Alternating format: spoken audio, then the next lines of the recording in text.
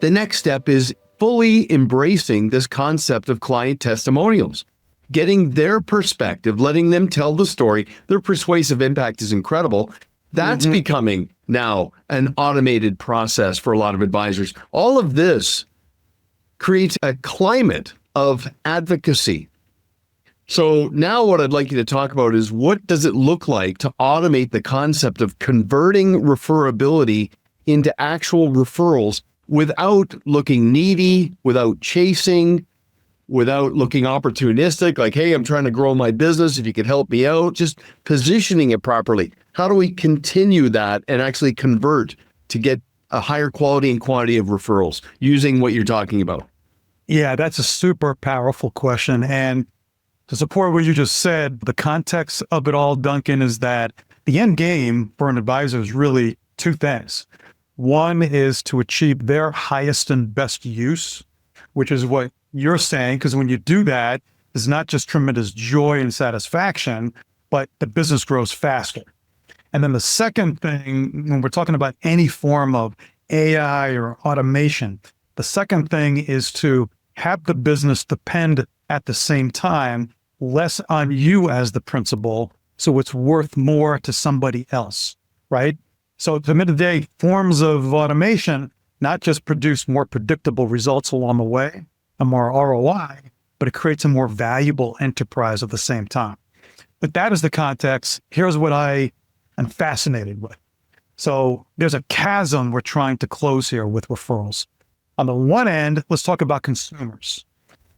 91% of consumers would refer a financial advisor if they asked. Guess what percentage ask? Less than 10%. So wait a minute, how could that be? 91% of consumers would refer if asked. 10% actually ask. What's going on there? Why aren't they asking, right? And it's for all the reasons you just said. So I won't go through what goes through people's minds, limiting beliefs, poor skills, lack of emotional competence, lack of courage, peer pressure, you name it. We've got all sorts of hangups as a trade, right? But 91%. The number one way a consumer wants to learn about a financial advisor, number one way is what? Through a referral from a trusted friend or colleague. And what's changed though is technology, because the top two ways people refer today, number one by far is through email, and number two, pretty far behind it, is text, and right behind that is face-to-face. So today people use technology to refer, but it's a very high friction event, right? If I want to refer you to Tyler, it may take me 20 minutes to do it right. I have to get each of your email addresses. Hey, you know what, Duncan, meet Tyler. Tyler's a great guy. Duncan's a great guy. This is what Duncan does. This is what Tyler does. This is why I want you guys to meet, and I'm here to help as you want. I've got to write that. I've got to proof it. I've got to send it. That's one referral. If I want to refer 5 people, it may take me an hour. So the thought of doing that sometimes prevents me from doing it because I don't have that time, right? So you got all these clients over here, and the last thing about clients and consumers, most people don't understand. This is the art of referrals. Why do people refer? It's not because somebody's going to give them a $100 Amazon gift card, although incentives increase referrals by 50%. It's not that. It's because when we refer people, we feel good. Why do we feel good? Because we fulfilled the most fundamental thing as to why we're on this earth, and that's to make a difference, to matter, to help somebody, right?